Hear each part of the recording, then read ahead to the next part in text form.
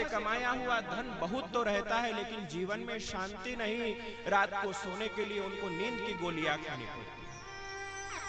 लेकिन धर्म से जो धन कमाता है उसको ना शारीरिक व्याधियां ज्यादा होती है, ना उसके जीवन में अशांति है, ना उसके जीवन में किसी प्रकार की परेशानी है, न चिंता है, ना निद्रा है, वो प्रसन्न रहता है। धर्मयुक्त धन का अर्जन करने के बाद फिर तीसरा आता है काम। गृहस्थ जीवन में है तो संतान की उत्पत्ति करना और समस्त कामनाओं की पूर्ति करना, घर है, बर्तन है, बच्चों की शिक्षा दीक्षा, जो भी कामनाएं हैं, जो भी इच्छाएं हैं, उन कामनाओं की पूर्ति करना। और ये सब करते करते धर्मयुक्त धन का अर्जन करना, धर्मयुक्त कामनाओं को पूर्ण करना, और जो धर्मयुक्त इन तीनों कर्मों को करते चलता है उसको मोक्ष अपने आप प्राप्त होता है। आप लोग ज्यादा करके सब किसान हैं, जमीन तैयार की, बीज बोई, पानी डाला, धूप आ रही है, चिंता करने की जरूरत है क्या बीज उगेगा कि नहीं उगेगा? अपने आप उगेगा। तीनों काम, जमीन सही, पानी सही, बीज सही, तीन काम सही हो गए, फसल अपने आप अच्छी होगी। ऐसे ही धर्म सही हो, धर्म से कमाया हुआ धन हो और उस धन के द्वारा धर्मयुक्त कामनाएं पूर्ण की गई तो मोक्ष अपने आप मिलेगा। जैसे खेत में बीज अच्छा डला हो, समय पे पानी दिया हो और उसकी संभाल सही से की हो तो फसल अच्छी होगी, उसकी चिंता करने की जरूरत नहीं। तो ये धर्ममय 11 दिवस का यहाँ पे बड़ी तपस्या अनुष्ठान के बाद बड़े पुण्य आप गांव वालों के हैं जो इतना सुंदर आयोजन यहाँ पे हुआ है। जिन जिन लोगों ने इस आयोजन में सहयोग किया है, सांब सदाशिव, गौरी शंकर, उमा महेश्वर, उन सबके जीवन में खुशहाली दे और भक्ति दे, ऐसी मेरी उनके चरणों में प्रार्थना है। तो शिव पुराण की कथा का श्रवण करने हम भगवान का स्मरण करेंगे शुद्ध अंतःकरण से। आपके दुखों को भगवान को दूर करना पड़ेगा। मंत्र में वो शक्ति है, नाम में वो शक्ति है कि वो देवताओं को भी अधीन कर देता है। और ते मंत्रा ब्राह्मणाधीना, वे मंत्र किसके अधीन है? ब्राह्मणों के अधीन है, संतों के अधीन है, क्योंकि उन्होंने उन मंत्रों को विधि पूर्वक सीखा है, उनका जप करके उनको प्रभावित किया है। तो इसलिए संतों की शरण, ब्राह्मणों की शरण में रहना चाहिए, क्योंकि जिस देवताओं के अधीन सारा जगत है वे देवता मंत्रों के अधीन है और वे मंत्र इन संतों और ब्राह्मणों के अधीन है। इसलिए हे संत भगवान, आपके चरणों में प्रणाम है। हे समस्त ब्राह्मणों, आपके चरणों में प्रणाम है जिन्होंने वेद शास्त्र का अध्ययन किया। तो शौनक आदि ऋषि अपने परिवार की बात नहीं पूछते हैं, संसार के कल्याण की बात पूछते हैं। सूत जी बड़े प्रसन्न होते हैं जब विद्वानों से, शास्त्रज्ञों से, धर्मज्ञों से जब कोई धर्म संबंधी प्रश्न पूछता है तो उनका हृदय बड़ा प्रफुल्लित होता है। सूत जी महाराज बड़े प्रसन्न हुए। सूत जी ने कहा, हे शौनक जी, आप महान तपस्वी हैं, आप महान भाग्यवान हैं, आप परम भक्त हैं, आपका अंतःकरण बड़ा शुद्ध है।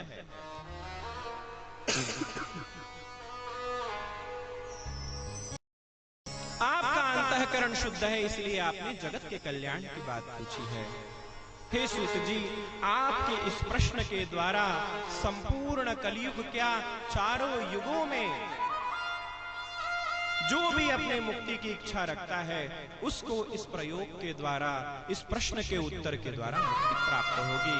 शौनक जी ने कहा, शौनक जी से सूत जी ने कहा कि हे सूत जी महाराज, इस घोर कलिकाल में यदि कोई अपनी समस्त कामनाओं को पूर्ण करना चाहता है, भोग और मोक्ष दोनों पाना चाहता है, भव सागर से पार होना चाहता है, तो सबसे सरल साधन कोई है तो वो है भगवान शिव की लीला कथाओं से रचा हुआ, भरा हुआ शिव महापुराण।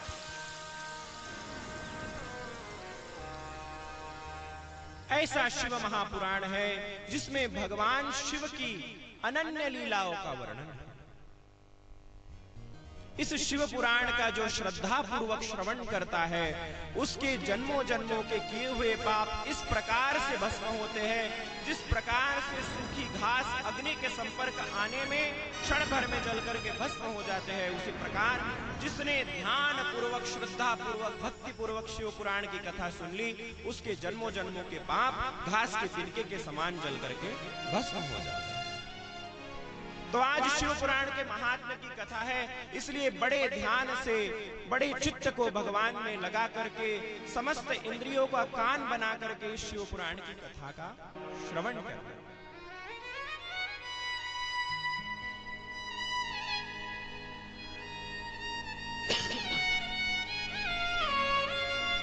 साक्षात परमात्मा का वांग्मय स्वरूप वेद है, परंतु वेदों में सबका अधिकार नहीं है।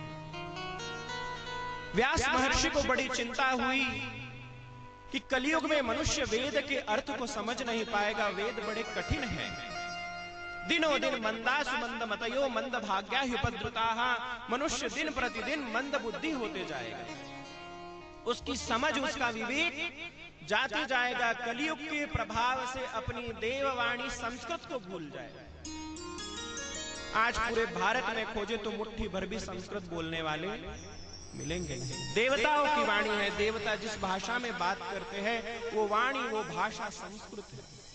यहाँ तक कि संस्कृत के विद्यार्थी भी संस्कृत नहीं सीखते हैं, बड़ी दुख की बात। तो वो देववाणी संस्कृत बड़ी कठिन हो जाएगी, कलयुग में वेदों को समझ नहीं पाएंगे। तो संत हृदय नवनीत समाना, संतों का हृदय मक्खन के समान है। सारे जगत की चिंता है। व्यास महर्षि ने देखा कि मनुष्य वेदों को समझ नहीं पाएंगे, तो वेदों के अर्थ को उन्होंने पुराणों में लिख दिया। भगवान की जो कथाएं हैं, कौन राजा हुआ, किसने तपस्या की, उसके कैसे पुत्र हुए, कौन से असुर का कैसे वध किया, कौन अवतार हुआ, इन कथाओं के माध्यम से भगवान महर्षि वेद व्यास ने समस्त वेदों का अर्थ पुराणों में 18 पुराणों में लिख दिया, ताकि वेद जो बड़े कठिन है, जिसको मनुष्य कलयुग में समझ नहीं पाएंगे, वो पुराणों के माध्यम से उस वेद के ज्ञान को प्राप्त कर लें। इस प्रकार महर्षि वेद व्यास जी ने 18 पुराणों की रचना की और 24,000 श्लोकों वाले शिव पुराण की रचना। वैसे तो कहते हैं कि शिव पुराण में 1,00,000 श्लोक थे, परंतु व्यास जी ने देखा कि ये भी मनुष्यों के लिए बहुत बड़ा हो जाएगा, तो उन्होंने शिव पुराण को संक्षेप में करके 24,000 श्लोकों में शिव पुराण की व्यवस्था। शिव शब्द का अर्थ है कल्याण। जिसने अपने जीवन में शिव शिव शिव शिव ऐसा रटना शुरू कर दिया, उसका कल्याण निश्चित है। और जिसने अपने जीवन में शिव पुराण की कथा का श्रवण कर लिया, उसका कल्याण तो जैसे सोने के अंगूठे में हीरा जड़ जाए तो सोने का दाम बढ़ जाता है, उस अंगूठी का मूल्य बढ़ जाता है। इसी प्रकार शिव नाम का स्मरण हो और साथ में शिव पुराण की कथा का श्रवण हो, ऐसे व्यक्ति का कोई अहित कर नहीं सकता। यमराज और यम के दूतों में भी साहस नहीं है कि ऐसे व्यक्ति का अहित कर दे।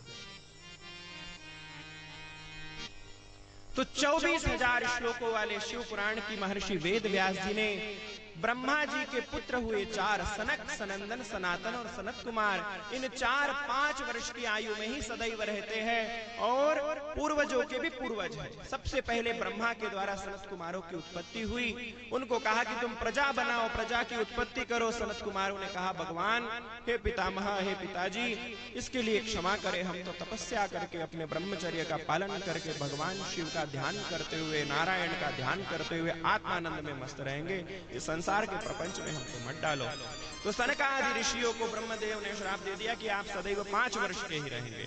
तब से ये चारों ऋषि सनक, सनंदन, सनातन और सनत कुमार सबके पूर्वज है, हम सबके पूर्वज है। कभी आप श्राद्ध कराएंगे तो इन चारों ऋषियों का तर्पण करना पड़ता है, क्योंकि पूर्वजानाम, पूर्वजों के भी पूर्वज है। तो इन चारों ऋषियों ने महर्षि वेदव्यास को आज्ञा दी कि हे महर्षि वेदव्यास, आप भगवान शिव की कथा को अवश्य लिखिए। तो 24,000 श्लोकों वाला शिव पुराण महर्षि वेदव्यास ने लिखा और अपने शिष्य रोमहर्षण को इसका ज्ञान दिया।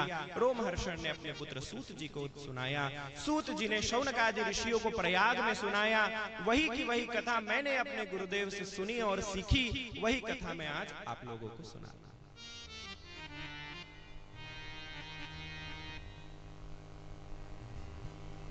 शौनक आदि ऋषियों ने कहा कि हे सूत जी महाराज, आपने बताया कि यह शिव पुराण कल्याण करने वाला है, मुक्ति देने वाला है, भगवान शिव का सायुज्य प्रदान करने वाला है। यहाँ तक कि इन अक्षरों में एक एक अक्षर में शिव पुराण के शिव विद्यमान है।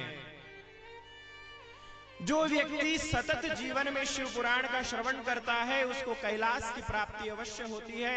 लेकिन कोई यदि पूरा शिव पुराण न सुन सके, प्रतिदिन एक अध्याय का भी यदि श्रवण करता है तो भी उस पर भगवान शिव की कृपा प्राप्त होती है। एक अध्याय भी नहीं सुन पाता है तो एक श्लोक का नित्य श्रवण करे या पठन करे तो भी उसको सहस्त्रों अश्वमेध यज्ञ करने का पुण्य प्राप्त होता है। एक श्लोक भी नहीं पढ़ सकता, एक श्लोक भी नहीं सुन सकता तो श्लोकार्ध आधा श्लोक भी यदि पढ़े, आधा श्लोक भी यदि श्रवण करे तो उसको सहस्त्रों सोम यज्ञ करने की पुण्य प्राप्त होता है। यदि कहते हैं आधा श्लोक भी ना पढ़ सके तो बोले खाली शिव शिव शिव शिव जप ले तो भी उस व्यक्ति का कल्याण। हर तरीके से कल्याण का मार्ग भगवान ने बना रखा। कमी हमारी है, कमी हमारी है कि हम भक्ति करते नहीं, हम भगवान का स्मरण करते नहीं, अन्यथा तो हमारा कल्याण सहज और सरल है। इस कलयुग में बड़ी बड़ी तपस्या हमसे नहीं हो सकती, इसलिए भगवान ने क्या किया। कलयुग का महत्व क्या है? कलयुग केवल नाम आधार। कलयुग में क्या है? नाम का आधार। तो वो नाम चाहे हरि का हो चाहे शिव का हो, दोनों एक ही हो। यो हरः स हरिः साक्षात् यो हरिः स हरः स्मृतः विकल्पम यस्तु कुर्वीत स नरो गुरुतल्पगः। जो हरि है वही हर है, जो हर है वही हरि है। जो इन दोनों में भेद करता है वो मनुष्य गुरुतल्पग होता है। वो मनुष्य सहस्त्रों सहस्त्रों करोड़ों करोड़ों जन्मों तक के नरक में रहता है। इसलिए भगवान शिव और हरि में भेद करना नहीं। तो कलयुग में क्या है? नाम का आधार है। आइए हम सब मिलकर के भगवान के नाम का थोड़ा कीर्तन करते हैं। सभी लोग प्रेम से ताली बजाएंगे, आलस्य का त्याग।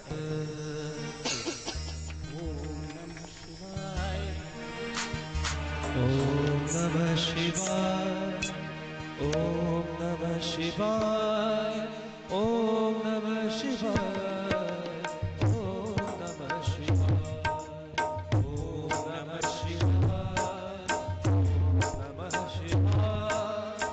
ओम नमः शिवाय, ओम नमः शिवाय, ओम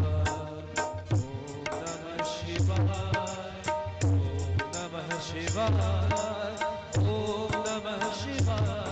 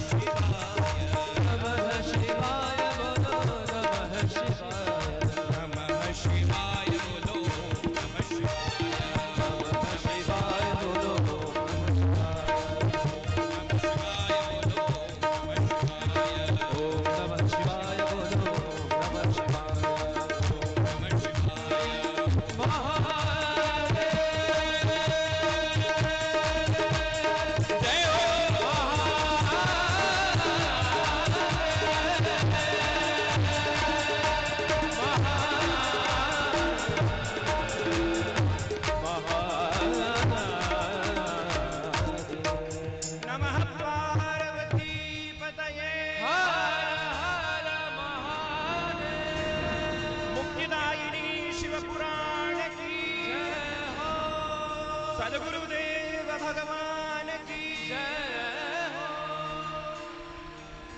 तो शौनक जी महाराज ने सूत जी से पूछा कि हे सूत जी महाराज, इस शिव पुराण का महात्म्य क्या है, महिमा क्या है?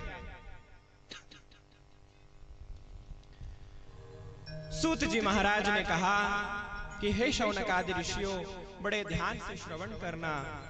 पुरातन काल में किरात नगर में एक देवराज नाम का ब्राह्मण रहता था। जाति से तो ब्राह्मण था, परंतु काम उसके ब्राह्मण जैसे नहीं थे, कर्म उसके ब्राह्मणों जैसे नहीं थे, सदाचारी नहीं था, लोभी नहीं था, निर्लोभी नहीं था, अतीव लोभी था, धन का बड़ा मोह था और धन प्राप्ति के लिए किसी भी हद तक के नीचे गिरने को तैयार।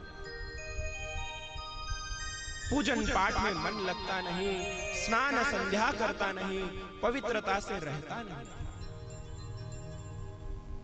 आप लोग पूजन में बैठे तो आचार्य गणों ने आपको 3 बार जल पिलाया होगा, उसके बाद आपके ऊपर पानी छिटा। क्या कहते हैं उसको? पवित्रीकरण मंत्र। अपवित्रः पवित्रो वा सर्वावस्थांगतोऽपि वा यस्मरेत पुंडरीकाक्षं सबाह्याभ्यंतर शुचि। सारी पूजा पाठ बाद में, सबसे पहले क्या है? पवित्रता। पूजन में बैठने से पहले पवित्रता। तो बाहर से तो पवित्र रहना ही रहना है, अंदर से भी पवित्र रहना है। आप लोगों के गांव में आए, हमने देखा सबका घर बड़ा सुंदर लिपा पुता स्वच्छ है, आंगन साफ सुथरा, कहीं कचरा नहीं, गंदगी नहीं, बड़ा आनंद आया देख करके। तो बाह्य स्वच्छता, पवित्रता में ईश्वर का वास है। ऐसे तो ईश्वर का सब जगह वास है, ठीक है कि ईश्वर का सब जगह वास है, लेकिन पवित्रता में विशेष रूप से भगवान विद्यमान है।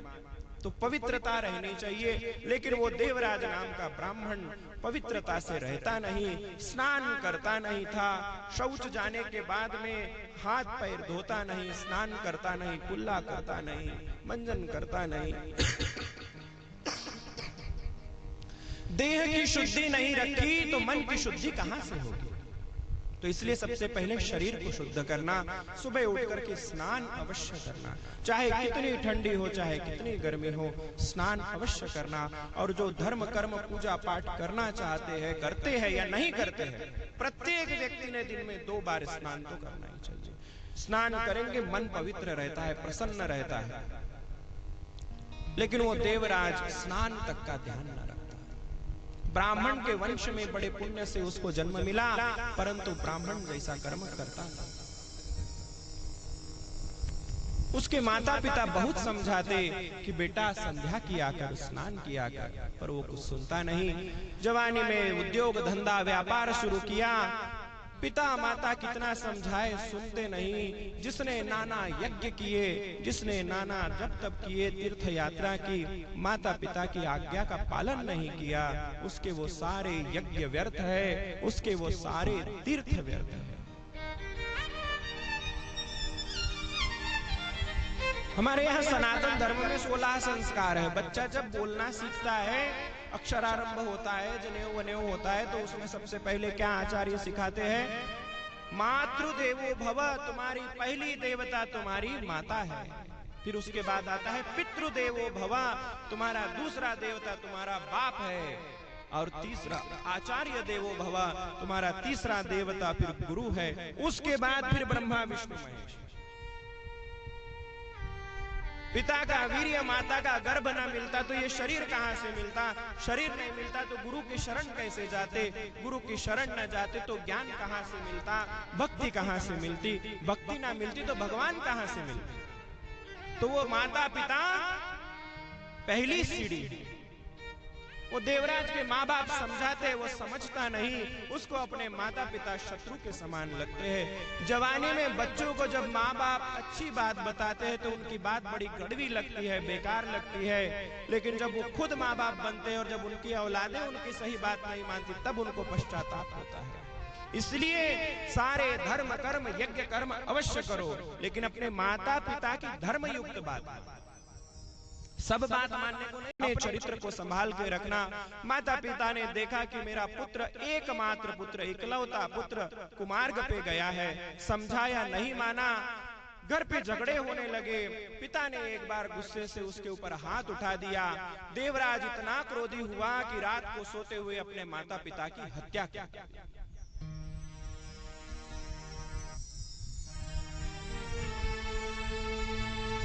भगवत गीता में भगवान श्री कृष्ण ने कहा है अर्जुन से, सत्वात् संजायते कामः, कामात् क्रोधो विजायते, क्रोधात् भवति सम्मूढ़ः, सम्मूढ़ात् स्मृति विभ्रमः, स्मृति भ्रंशात् बुद्धिनाशो, बुद्धिनाशात् प्रणश्यति। कामना, काम के विकार के कारण, सत्व की कमी होने से काम विकार बढ़ता है, कामनाएं वासनाएं बढ़ती है, और वासनाओं को पूर्ण करने के लिए फिर प्रयास करता है, उल्टे सीधे काम करता है। जब वो कामनाएं पूर्ण नहीं होती या उस काम वासना को पूर्ण करने में कोई बाधा आता है तो क्रोध आता है, और क्रोध आता है तो बुद्धि भ्रष्ट हो जाती है, मूढ़ हो जाता है, क्या करना क्या नहीं करना वो भूल जाता है। अति क्रोध हो जाने पे दिमाग काम करना छोड़ देता है, गोली चला देता है, कुल्हाड़ी चला देता है। इसलिए क्रोध करना नहीं। काम एष, क्रोध एष, लोभ एष समुद्भवः, ये 3 नरक के द्वार है। पहला है काम, दूसरा है क्रोध, तीसरा है लोभ। काम विकार पे आप समाज की दृष्टि से डर करके रुक जाओगे। चोरी करने से पहले भी 4 बार सोचोगे कि कहां पे चोरी करे नहीं करे, पकड़ा गए तो जूते खाएंगे। लेकिन क्रोध ऐसा है जो कहीं पे भी कर देता है। इसलिए क्रोध पे संयम होना चाहिए। ज्ञानी जन गुरुजन भी क्रोध करते हैं, लेकिन वो ज्ञानी जन गुरुजन अंदर से क्रोध नहीं करते, बाहर से करते हैं, शिष्यों को नियंत्रण करने के लिए। क्रोध से बचना चाहिए। 3 ही नरक के द्वार है। काम से भी व्यक्ति बच जाता है, लोभ से भी बच जाता है, लेकिन क्रोध कहीं पे भी कर देता है। क्रोध में आ गया देवराज, बुद्धि नष्ट हो गई। उसने कहा कि ये मेरे बूढ़े माँ बाप ये क्या जाने जीवन में कितना आनंद है, मेरी शोभावती सबसे सुंदर है, मुझसे बड़ा प्रेम करती है, बुढ़े बुढ़े को के चक्करों में क्या पड़ना। अपने माता पिता की हत्या करके और शोभावती के ऊपर अपनी धन संपत्ति लुटाने लगा। खुद की धन संपत्ति लुटा दी, माँ बाप की धन संपत्ति लुटा दी। अब जब धन कम हो गया तो बाहर ठगी करने के लिए निकला। घूमते घूमते प्रयाग पहुंचा है, झूसी पहुंचा है, प्रतिष्ठानपुर पहुंचा है। किसी कारणवश वहां भी सोचता है कि बनारस जाएंगे तो शोभावती के लिए बनारसी साड़ी लेकर के जाएंगे, बड़ी प्रसन्न होगी। इसी प्रकार तीर्थ यात्रा में भी शोभावती का चिंतन। तीर्थ जाओ तो भगवान का चिंतन होना चाहिए, घर को भूल करके तीर्थ करना चाहिए। गृहस्थों के लिए, जो लोग संसार नहीं छोड़ सकते, उनके लिए भगवान ने ये, संतों ने ये विधि बनाई है कि 4 दिन 10 दिन के लिए किसी तीर्थ में जाओ तो घर संसार से दूर होकर के जाओ। ऐसे तो घर छोड़ नहीं सकते। तो तीर्थ में जाकर के भी घर की चिंता करना ना। पहले का जमाना अच्छा था, फोन फान थे नहीं, तो अब तो भाई वहां, हाँ हम पहुंच गए हैं, मंदिर जाने वाले हैं 10 मिनट में। तो इस प्रकार से वो फोन के कारण और घर का चिंतन होता है। पूर्व काल में ऐसा था नहीं। तो घर तीर्थ में जाओ तो घर परिवार की आसक्ति छोड़ करके जाओ, तीर्थ में जाओ तो खाली भगवान के बन करके रहो, तो तीर्थ यात्रा का फल है। अब तीर्थ में जाते हैं, मंदिर में 5 मिनट रुकते हैं, बाजार में दिन भर घूमते हैं, यहाँ का वो खाएंगे, वहां का वो खाएंगे, वहां से वो साड़ी खरीदेंगे, वहां से वो कपड़ा खरीदेंगे, चूड़ी खरीदेंगे, कंगन खरीदेंगे। पैसा लगा के तीर्थ करने गए हो, चूड़ी कंगन साड़ी कपड़ा लत्ता तो यहाँ भी मिल जाएगा। जा करके गंगा में, गंगा किनारे, नर्मदा किनारे, गोदावरी किनारे जाके बैठो, जप करो, ध्यान करो, भगवान के नाम का कीर्तन करो। जिस मंदिर में गए हो वहां दर्शन करके मंदिर के परिसर में घंटा 2 घंटा 3 घंटा बैठ करके ध्यान करो, तो तीर्थ यात्रा का फल है। तीर्थ को तीर्थ जैसे करना, घूमना फिरना ना। आजकल उल्टा है, बोलते बच्चों की छुट्टी लगी है, चलो घूम के आए काशी। काशी घूमने की जगह नहीं, काशी कल्याण प्राप्त करने की जगह। तो तीर्थों में जाओ तो मंदिरों में समय ज्यादा बिताओ, बाजार में, चौपाटी में, इधर उधर दुकानदारी में समय बिताओ नहीं, खराब करो। तो वो प्रतिष्ठानपुर पहुंचा है देवराज। अब वहां पे उसको ज्वर आ गया, बुखार आ गया। अब पहले के जमाने में ऐसे होटल तो होते नहीं थे, कोई धर्मशाला में, कोई सराय में, नहीं तो कोई मंदिर के चौपाल में, चौबारे में रुक जाते थे। तो देखा कि कहीं पे कुछ कथा चल रही, साधु संत लोग बैठे हैं, भंडारा भी चल रहा है, तो यहीं रुक जाते हैं। प्रयाग में नहाया, भंडारा खाया और आराम करते हुए वहां पे मंदिर के चबूतरे में बैठ गया। कोई जन्म का पुण्य जब प्राप्त होता है तब बिन पुण्य पुंज मिला ही नहीं संता। जब तक के पुण्यों का पुंज इकट्ठा नहीं होता तब तक के संत नहीं मिलते, और संत मिल गए तो भगवान की कथा अपने आप मिलेगी। संत संसार की बातें नहीं करते, और जो बहुत ज्यादा संत संसार की बातें करे समझ जाओ उसमें संतत्व है नहीं, खाली कपड़ा पहने हुआ है। और जो संत ज्यादा से ज्यादा धर्म की बात करे, शास्त्र की बात करे, भगवान की बात करे, ऐसे संतों की शरण में बैठे।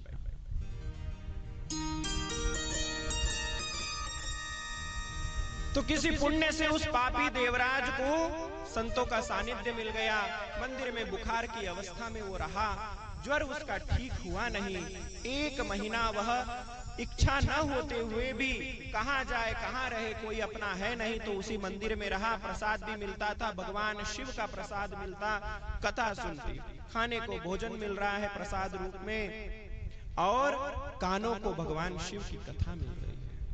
जीवन भर पाप किया, लेकिन 1 मास तक के उसने वहां रह करके भगवान शिव का प्रसाद पाया, और कानों से भगवान शिव की बिना इच्छा के, आप लोग हम लोग तो इच्छा से सुन रहे हैं, बिना इच्छा के उसने कथा सुनी। बीमारी की अवस्था में किसका मन लगता है?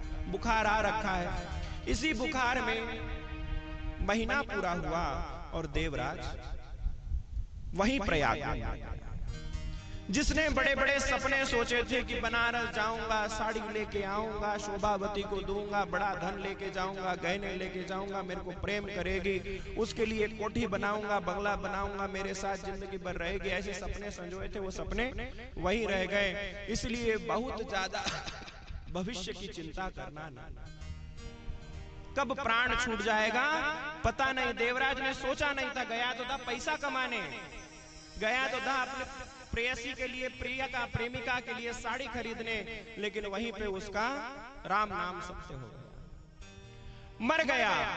मरने पे उस पापी की आत्मा को लेने के लिए यमलोक से भयंकर यमदूत आए, हाथ में दंड है और पाश है, पाश से उसकी आत्मा को जकड़ा, उसके जीवात्मा को जकड़ा और घसीटते और दंड से मारते हुए उस पापी को ले जा रहे हैं यमलोक। यमलोक के द्वार पे पहुंचा ही है कि कैलाश से भगवान शिव के गण आते हैं। सभी का वर्ण कर्पूर के समान गोरा है, संपूर्ण शरीर में भस्म रमी हुई है, जटाएं है, गले में रुद्राक्ष की माला है। इस प्रकार से शिवगण हाथ में त्रिशूल और बहुत सुंदर विमान लिए यमलोक पहुंचे हैं और यमदूतों से कहते हैं, हे यमदूतों, उस पुण्यात्मा देवराज की आत्मा नरक जाने के योग्य नहीं है, वो शिवलोक जाएगा। यमदूतों ने कहा कि हे शिवगणों, आपसे कोई गलती हुई है, ये पुण्यात्मा नहीं है, महापापात्मा है। जीवन भर इसने दूसरों की हत्या करके धन संपत्ति को हड़पा, यहाँ तक कि अपने माँ बाप को मारा और वैश्यागमन किया। ऐसा महापापी दूसरा कहीं देखने नहीं मिलता है, जिसने जीवन भर पाप किया। ऐसे पापी को आप कैसे कैलाश ले जाएंगे, कैसे आप शिवलोक ले जाएंगे? आपसे कोई भूल हुई है।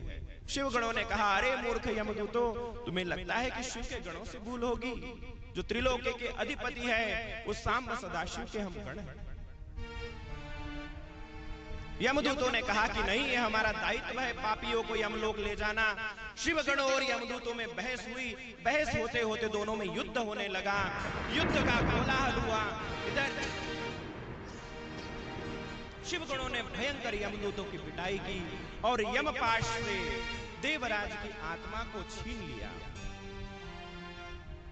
भयंकर युद्ध का कोलाहल सुनकर के यमराज अपने भवन से, अपने महल से, अपने प्रकोष्ठ से, अपने मंदिर से बाहर आए।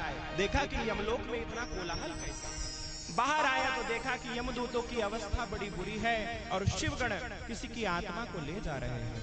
सर्वप्रथम शिवगणों को देख करके उन्होंने प्रणाम किया, पाद्य अर्घ से पूजन किया और कहा कि हे शिवगणों, आपका यमलोक में कैसा आना हुआ? शिवगणों ने सारा वृत्तांत बताया कि ये देवराज को हम कैलाश लेके जाने के लिए आए हैं, ये यमलोक का वासी नहीं है, ये महापुण्यात्मा है। शिवगण देवराज की आत्मा को लेके कैलाश को निकले हैं। इधर यमदूतों ने भगवान शिव से पूछा, यमराज से पूछा कि हे यमराज, हे धर्मराज, हम तो व्यर्थ ही शिवगणों के द्वारा पिटे गए, दंडित हुए हैं। हमने तो उस महापापी माता पिता की हत्या करने वाले देवराज का जीवात्मा यमपाश में बांध करके यमलोक लाया, इसमें हमारा दोष क्या है? तो यमराज ने पूछा, तुमने जीवात्मा कहां से लाई? उन्होंने कहा, प्रयाग से लाई। वो वहां पे किस अवस्था में मरा? तो बोले शिव के मंदिर में मरा। क्या करते करते मरा? तो बोले 1 मास तक सारे जीवन तो पाप किए, लेकिन उसने अंतिम समय में भगवान शिव की कथा सुनी। तो बस बोले यमदूतों, तुम्हारी यही गलती हुई है। भले जीवन भर उसने पाप किया, लेकिन अंत भला तो सब भला। कार्यक्रम कोई हो, यदि उसकी पूर्णाहुति सही से हो जाए तो सारे काम में ऊपर नीचे हुए दोष माफ हो जाते हैं। मरते समय यदि भगवान का नाम याद आ जाए तो मुक्ति हो जाती है। तो हे यमदूतों, यदि मरते समय कोई शिव के मंदिर में हो, गंगा के तट पे हो या ना भी हो, लेकिन मरते समय यदि किसी ने शिव नाम को कान में सुन लिया, शिव पुराण को कान में सुन लिया, वो भयंकर से भयंकर पापी हो, वो यमलोक में लाने योग्य नहीं है। वो तो सदैव भगवान के धाम के जाने के योग्य है। भविष्य में आज के बाद यदि कोई भी व्यक्ति, चाहे वो पापी हो या पुण्यात्मा हो, जिसने शिव कथा श्रवण कर ली है अपने कान से, जीवन में कभी भी जिसने अपनी शिव कथा जीवन में सुन ली है, वो व्यक्ति यमलोक नहीं लाया जाएगा।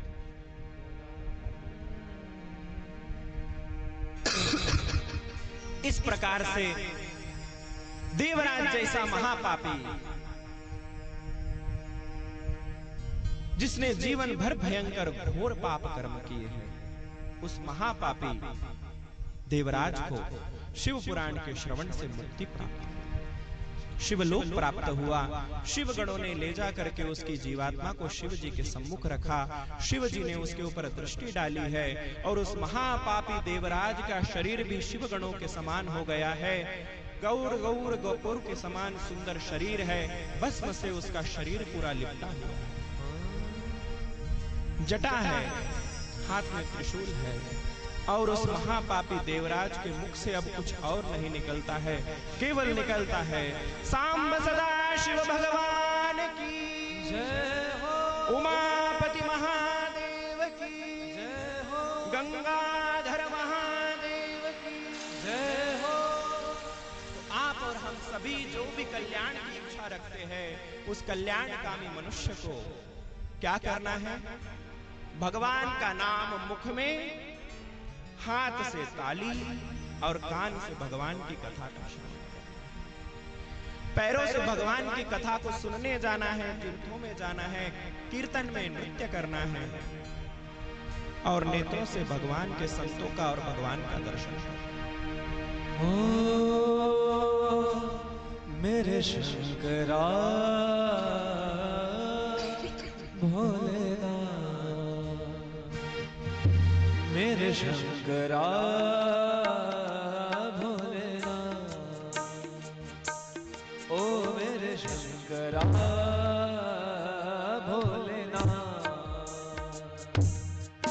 मेरे शंकरा भोलेनाथ, तू करीब है भक्तों के, तू करीब है भक्तों के, ये नसीब है भक्तों के, तू करीब है भक्तों के, ये नसीब है भक्तों के, शंकरा भोलेनाथ, ओ मेरे शंकरा भोलेनाथ, ओ मेरे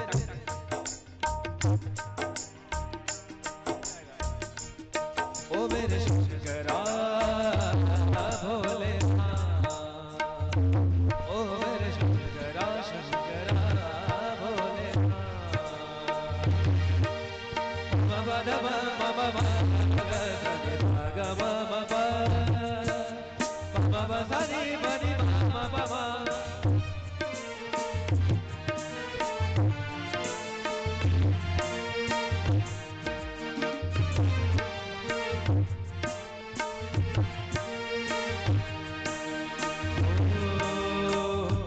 अंग में फसन रमाए, अंग में फसन रमाए, डम डम डमरू बजाए, डम डम डमरू बजाए, ओ अंग में फसन रमाए, डम डम डमरू बजाए, मस्ती में नंदी झूमे, मस्ती जो दी है तूने, मस्ती में नंदी झूमे, मस्ती जो दी है शंकरा भोलेनाथ, ओ मेरे शंकरा भोलेनाथ, ओ मेरे शंकरा भोलेनाथ, ओ मेरे शंकरा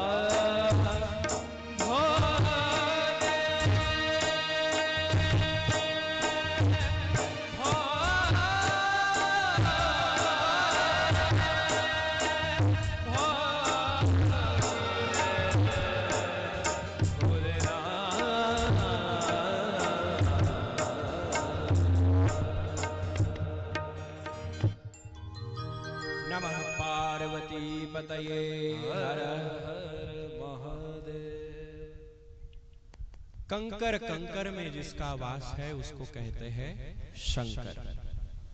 किसे कहते हैं शंकर? कंकर कंकर में भी जिसका वास है उसका नाम है शंकर। सारे देवता तो हाथ पैर ये वाले हैं। भगवान शिव का लिंग कैसा रहता है? कहीं में भी गोल गोल। हर कंकर शिवलिंग का स्वरूप कैसा है? हर कंकर शिवलिंग का स्वरूप है। कुछ नहीं है तुम्हारे पास, मंदिर नहीं, मूर्ति नहीं, मिट्टी उठा लो, पानी में गूंथ के शिवलिंग बना लो, पूजा कर लो, महादेव ऐसे ही प्रसन्न है। सबसे सरल, ना कोई मुकुट, ना कोई आभूषण, ना कुछ, नंगे घूम रहे हैं हिमालय में महादेव। ऐसा सरल, ऐसा सौम्य, ऐसा शांत, ऐसा कल्याण करने वाला देवता कोई और नहीं। इसलिए उसे क्या कहते हैं? देवा के देव, देवों के देव देवताओं के देव महादेव है। वो महादेव कैसे हैं? बड़े सरल है। इसलिए जीवन में बड़ा ताम झाम रखना नहीं, शिव के समान सरल रहो। सारे जगत को संपत्ति देने वाले स्वयं भिखारी के समान रहते हैं। बागंबर छाला पहन लिए है, भस्म रमा लिए है, रुद्राक्ष है, कपाल की माला है, जटा का मुकुट है, ना कोई घर की जरूरत ना कुछ ना कुछ। तो जैसा है वैसे में सुखी रहना चाहिए। हमारे महादेव जैसे है वैसे सुखी रहे। तो जैसे कंकर कंकर में शंकर है, वैसे ही हमारे प्राण में, हमारे जीवन के क्षण क्षण में शंकर का स्मरण होना चाहिए। जिसने गुरु की कृपा से कंकर कंकर में शंकर का दर्शन कर लिया, फिर उसके जीवन में कोई संकट रहता नहीं। जैसे हाथ में रखा हुआ आंवला अपने मुट्ठी में बंद करने में कितना कष्ट है, हाथ में रखा सिक्का बंद करने में कितना कष्ट है, कोई कष्ट नहीं। उसी प्रकार जिसने शिव का सुमिरन सदैव किया है, उसके हाथ में मुक्ति वैसी है जैसे हाथ में रखा सिक्का, हाथ में रखा आंवला। इतनी सरल मुक्ति हो जाएगी। करना कुछ नहीं, मत चढ़ाओ दूध, मत चढ़ाओ घी, कुछ नहीं, बस शिव शिव शिव शिव जपते चलो। शिव नाम की महिमा बड़ी अपरंपार है। वेदों ने भी कह दिया, नेति नेति ना इति। इस नाम की महिमा का कोई इति नहीं है, अंत नहीं है। इसलिए भैया हमसे शिव नाम की महिमा पूछो ही मत। तो इसलिए सदैव अपने जीवन में घर से कहीं जाओ तो हर हर महादेव बोल करके जाओ। घर से कोई आए तो उसका स्वागत भी हर हर महादेव भैया या राम राम जी भैया, ये हाय हेलो हम सबको छोड़ना है। राम राम जी बोलना है या तो हरिओम बोलना है, नहीं तो हर हर महादेव। आप लोगों को पता है कि हर हर क्यों लगाते हैं? किसको पता है? हमारे दुखों को हरो, हमारे कष्टों को हरो, हमारे इस जन्म मरण से मुक्ति कर दो। सारे दुख पाप कष्ट हरने वाले महादेव सब कुछ हर लो। इसलिए कहते हैं दुख हर, काल हर, कष्ट हर, हर हर महादेव।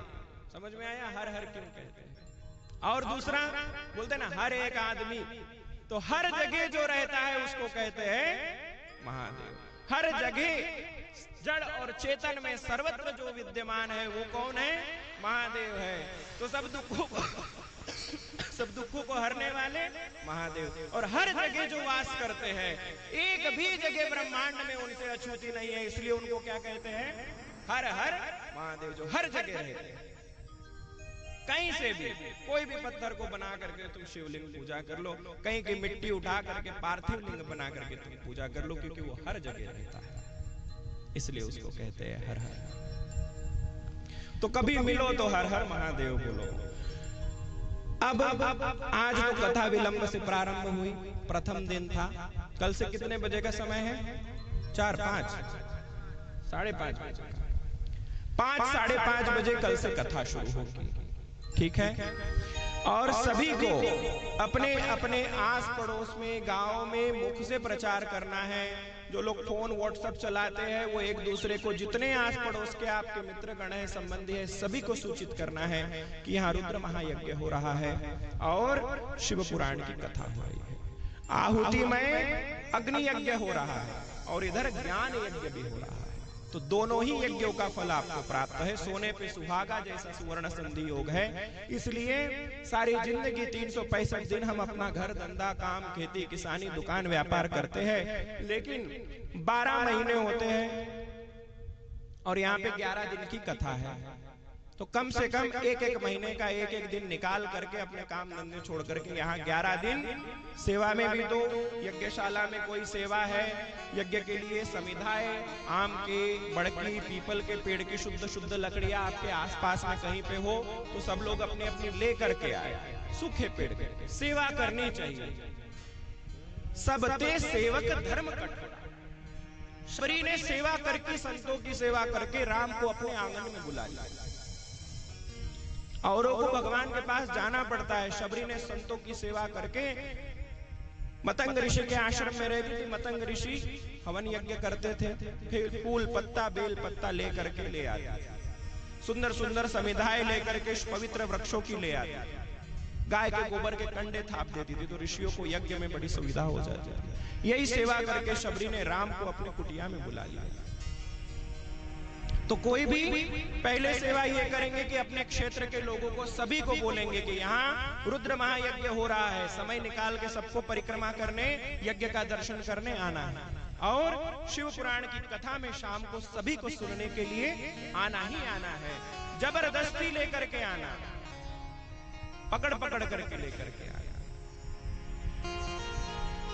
संत मिलन को जाइए तज मोह माया अभिमान, ज्यो जो पग आगे रखे कोटि यज्ञ समान। समझ में आया? ये तो एक यज्ञ हो रहा है। जब किसी को कथा में कोई जाता है पैदल, तो एक एक कदम जब चल करके जाता है, तो उसको एक एक कदम चलने पे एक एक यज्ञ का फल मिलता है। समझ में आ गई? तो खुद भी जाएंगे तो यज्ञ का फल मिलेगा, साथ में भी लेकर के जाएंगे उसको भी यज्ञ का फल मिलेगा।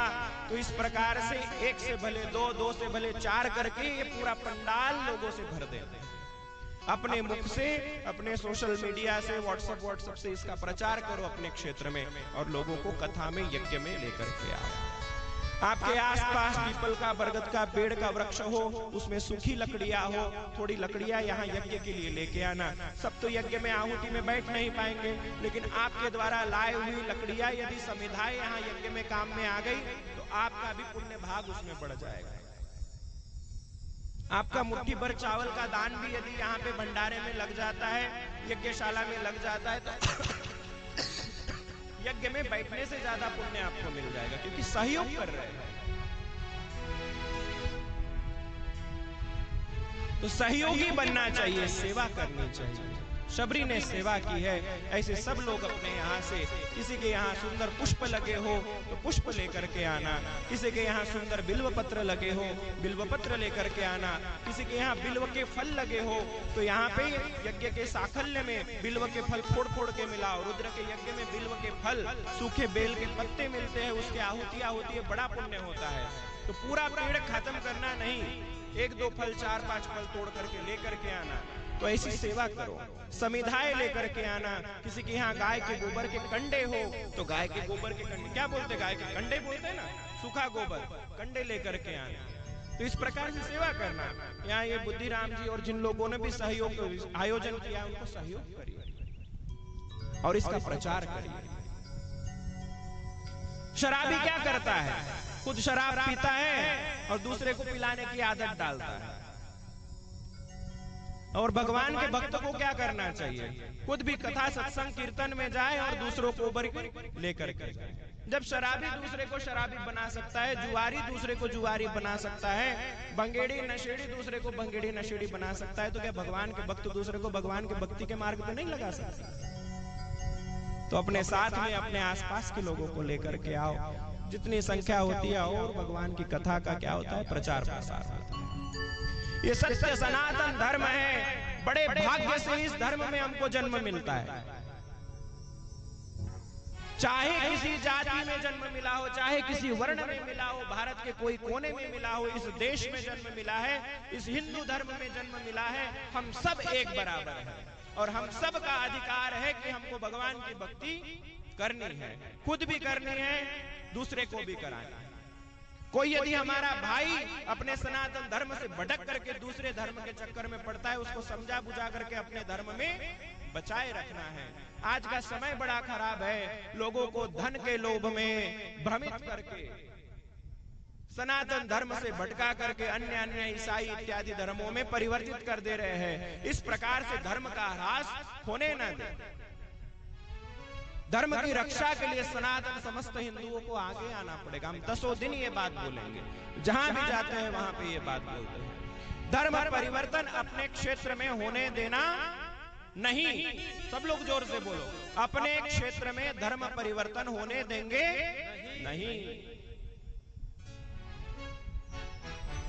जगह जगह छोटे मोटे आयोजन करते रहो, लोगों को जोड़े रखो, कीर्तन करवाओ, 24 घंटे का हरिनाम संकीर्तन कराओ, रामचरितमानस का पाठ करो, बैठ करके आपस में करो ढोल मंजीरा लेकर के। लेकिन यहाँ पे विधर्मियों को घुसने देना नहीं। इतनी सुंदर पृथ्वी माता यहाँ की है, पवित्र वायु है, वनस्पतियां है, शुद्ध गाय यहाँ पे रह रही है, गौ माता है,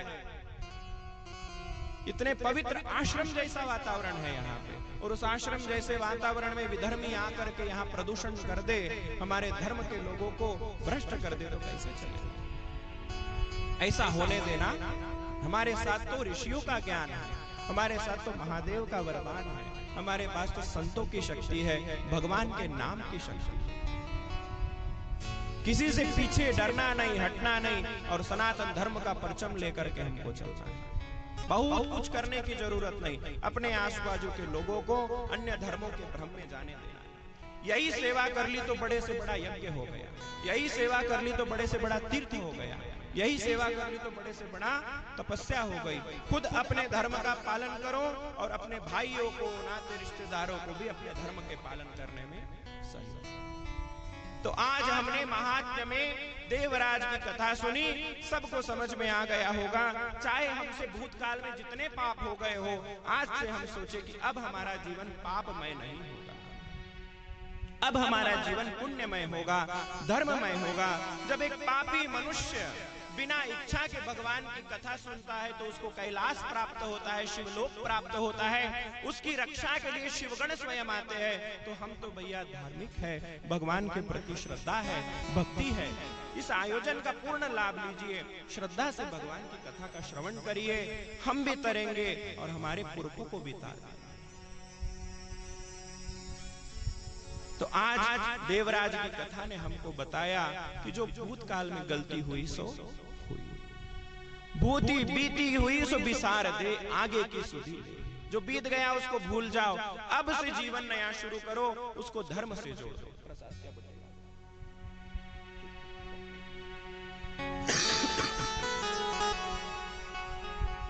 एक भजन, उसके बाद आरती लेते हैं।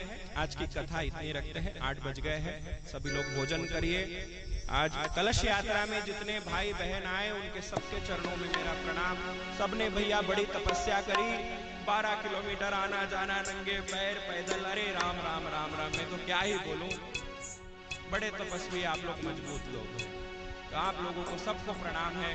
बड़ी बहनों ने छोटी छोटी बच्चियां, बच्चे गोद में ले करके और कलश यात्रा इतनी नंगे पैर करी, मैं तो क्या ही बताऊं भैया। धन्य है आपके माता पिता, धन्य है आप लोग, धन्य है। इतना सुंदर आयोजन किया, नेत्रों में अश्रु आते हैं इतनी मेहनत को देख करके। भगवान की बड़ी कृपा है इस गांव पे। आइए भोलेनाथ के चरणों में आप सबकी तरफ से नए भजन प्रस्तुत करूं। तेरा दर मिल गया मुझको,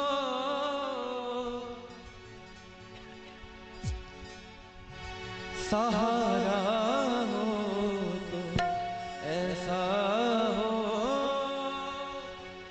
तेरा दर मिल गया मुझको भोलेनाथ, सहारा हो तो ऐसा हो।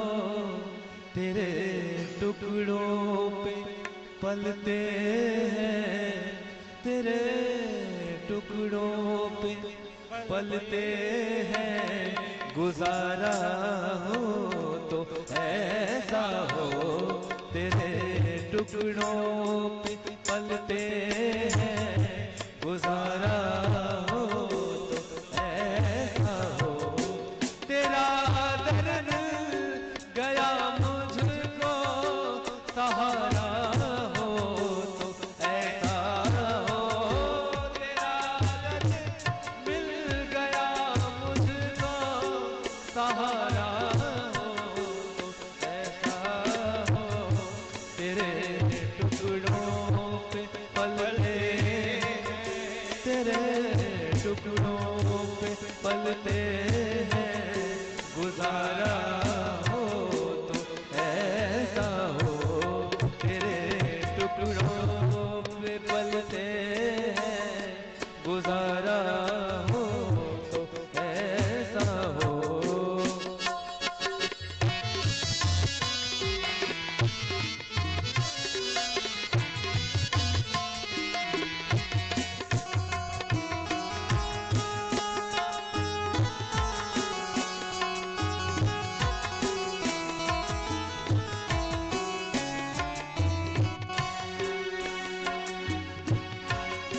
तेरी कृपा से, तेरी कृपा से भोले बाबा मेरी पहचान होती है। तेरी कृपा से भोले बाबा, भोले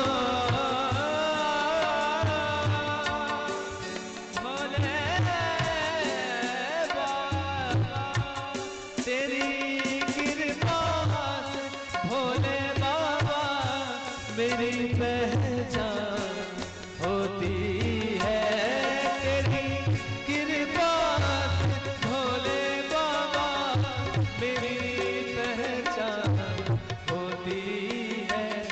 हमें तो नाज है इस पर, हमें तो नाज है इस पर के दाता हो तो ऐसा हो। हमें तो नाज है इस पर के दाता हो तो ऐसा हो। तेरा दर मिल गया मुझको सहारा हो ऐसा हो।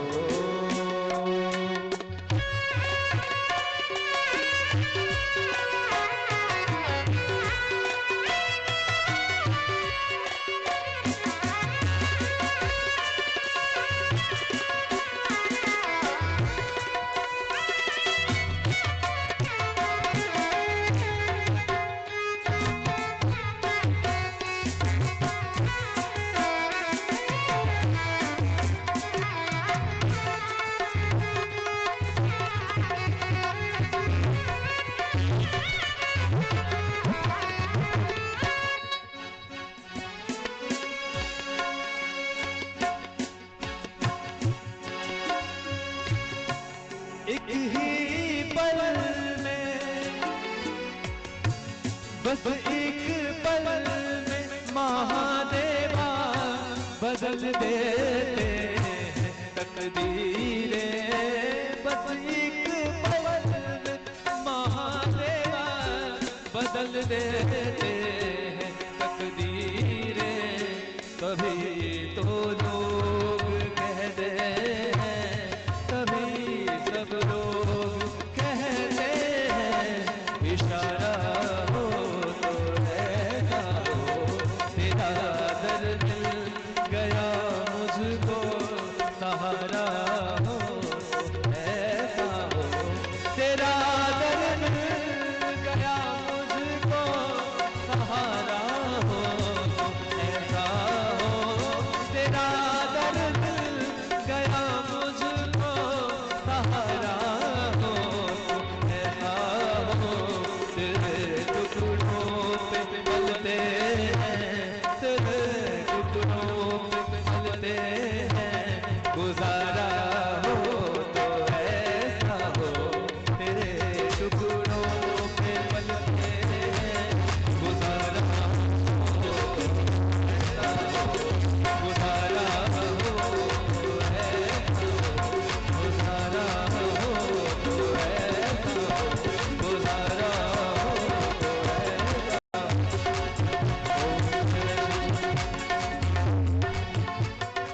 ओम नमः शिवाय, ओम नमः शिवाय, ओम नमः शिवाय, बोलो ओम नमः शिवाय। ओम नमः शिवाय, ओम नमः शिवाय, ओम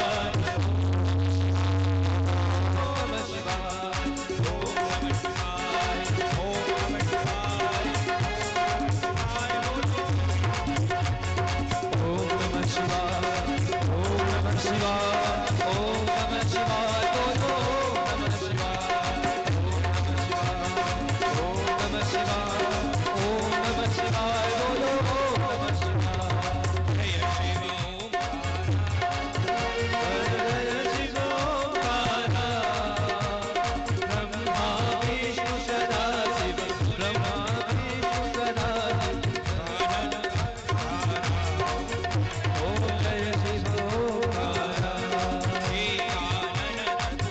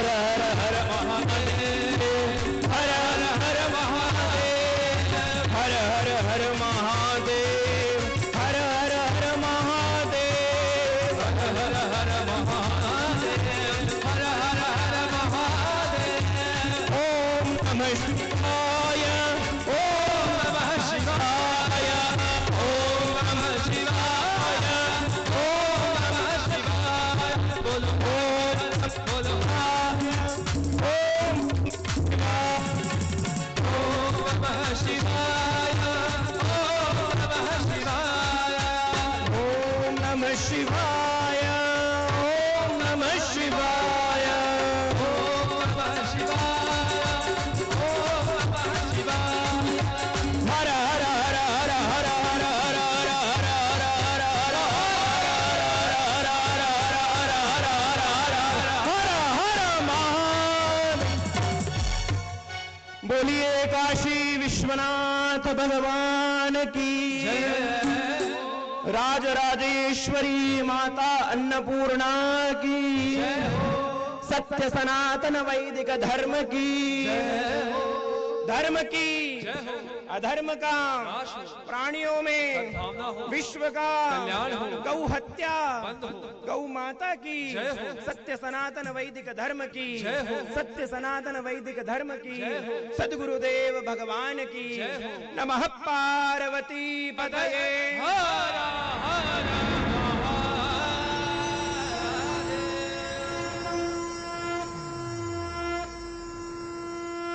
आप सभी श्रोता गणों के हृदय में विराजमान साम्ब सदाशिव भगवान के चरणों में प्रणाम। कल शाम को 5-5:30 बजे पुनः कथा आरंभ होगी। अपने सगे संबंधियों, इष्ट मित्रों और पड़ोसियों के साथ में आइए। सभी लोग आरती लीजिए और एक लाइन से आकर के प्रसाद लीजिए।